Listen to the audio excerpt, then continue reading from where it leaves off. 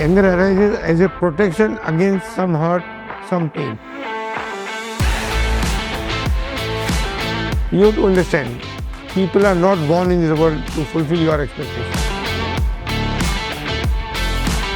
Now, anger comes when you feel somebody else is responsible for your failure, for your situation.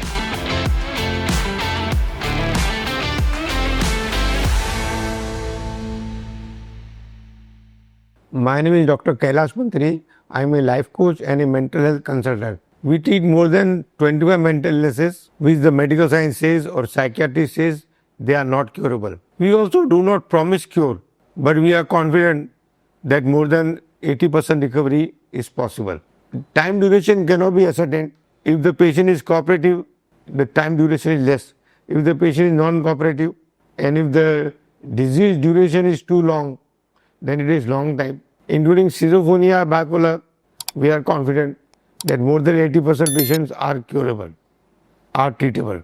Anxiety, depression, alcoholic, drug addict, stammering, epilepsy, there are many diseases which are cured within a month or maximum 100 days. Schizophrenia, bipolar, autism takes longer time. The rough estimate is 1 to 3 years, and majority patients get cured up to 80%. 100% cure is, I will not say not possible, but it may take 10 years also. Because I have observed that schizophrenia, bipolar, when I talk to patients from the age of 5 to 10 years, they are disturbed. And they come to us when they are 25, 30, 35. So a disease which the root is almost 20 years old.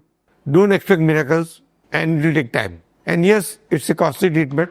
Poor people cannot afford this treatment. We are also helpless because I am the only one, and it takes almost 7 to 10 years to develop another life coach. And there are not many people who can spend 7 to 10 years in learning, and there is no degree available. People after degree, they want MBA degree, BTech degree, and they don't understand.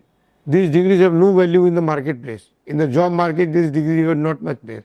Except, yes, they get preference. If a graduate comes to me for a job or an MBA comes to me for a job, I'll first prefer MBA. But it is not worth spending 10 to 20 lakhs rupees for an MBA degree, because MBAs are now available for 25,000 rupees for office work. And BTechs are also available at 10 to 50,000 rupees. There is no job. And every year, 50 lakhs BTechs are graduated, and almost 5 to 6 lakhs MBAs are graduated. I'm talking about full-time course. And there are many corresponding courses, and there is no record of it.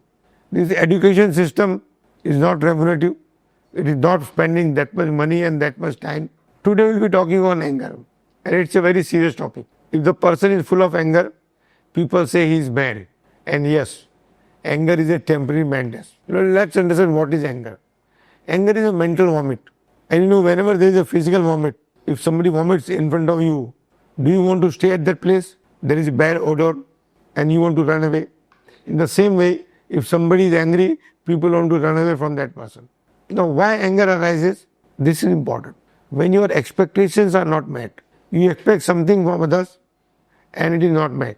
You have to understand, people are not born in this world to fulfill your expectation, nor you are born to fulfill their expectation. So if you are frustrated just because somebody did not do what you wanted them to do, is a wrong reason for anger. Second reason for anger is, anger arises as a protection against some hurt, some pain. And if somebody is hurting you, there is some pain you are experiencing when somebody is saying something, somebody is criticizing you, finding fault with you. So some pain arises. To protect against that pain, to protect against that hurt, you react. And that is called anger. Now, there are two types of anger: cold anger and warm anger. Warm anger means right now something happened and right now I'm shouting. It is instant. And warm anger is normal. Even the children can understand. But people are confused about cold anger. And if somebody did mistakes, maybe 5 days back or 2 days back, and that time you wanted to be diplomat, like give an example, there are some guests come at your home and your child is doing some tantrum. At that time you cannot shout at your child because guests are there and you want to look good. And once the guests are gone, you ask the child, what about your homework? He said, I will do it now. And then you shout and beat. For the whole day you have wasted. Why you did not do your homework? He says, what is wrong if I do homework right now? Because I have to submit the homework to the school tomorrow. So he does not understand the cold anger. Now, what is the difference between sadness and anger? There is no difference. It's two sides of the same coin. Sadness means inactive anger. Anger means sadness in action. So a sad person also wants to shout and hit the other person, but he is afraid. He may shout back, he may hit me back. So out of afraid, he is only sad. And any person is not afraid, and he is sad because sadness is in action. Now just see, add D to anger and it becomes danger. So you are basically a danger to the society, and anger is a bondage. If I shout at my staff, someday staff will have its own way of taking revenge, either not working properly or searching another job or making mistakes or talking, gossiping about me with other staff, spoiling office atmosphere. Some way the staff will take revenge. In the same way, if the parents get angry on children, it's a bondage. Children also will take the revenge. Maybe when they are strong enough and parents are weak enough, and they will take revenge. Revenge comes out of anger. Violence, aggression comes out of anger. Now anger comes when you feel somebody else is responsible for your failure, for your situation. If you think you are responsible, then you will not get angry. Nobody gets angry on himself. Have you seen anybody hating oneself? If somebody does it, we call it extreme level of lunatic. But majority people hate somebody else. And anger also, it's a choice. Only when you think the other person is weak, you get angry. So parents get angry on the children, husband get angry on the wife, boss gets angry on the staff, and a friend get angry on a weaker friend. You first choose. If the person is stronger than you, you don't get angry. You show patience. We have a full syllabus for anger. What is the home remedy? Go for brisk walks, take a glass of water, show patience, have gratitude, have a sense of connection, affection, have patience, have maturity, have understanding, have acceptance. There are many things which will come by practice, not otherwise. Now, there are two aspects of anger.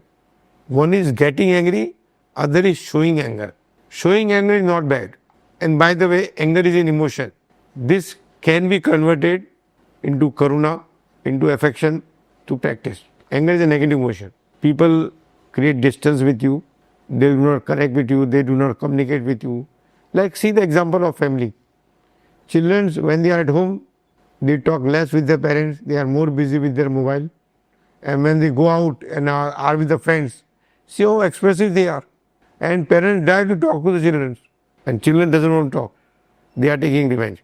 On anyone, if you are getting angry, the person will take revenge. And it's like, everybody will have its time. Mental patients also are only angry people.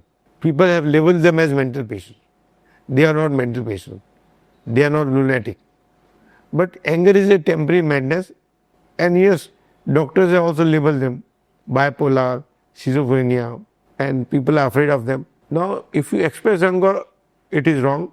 If you suppress anger, it's doubly wrong. So you have to find a way of transforming this energy. Don't express anger on a human being because there will be a chain reaction. Don't suppress anger. People feel you are temporarily mad or you are mad. And when the patients come to a parent, tell me, don't use the word mental. My child will react. He cannot digest the word that anybody is calling him mental. So we are using the word, he is mentally disturbed. His mind is disturbed. He is not mental. His mind is disturbed. Because they cannot accept the reality. They know it.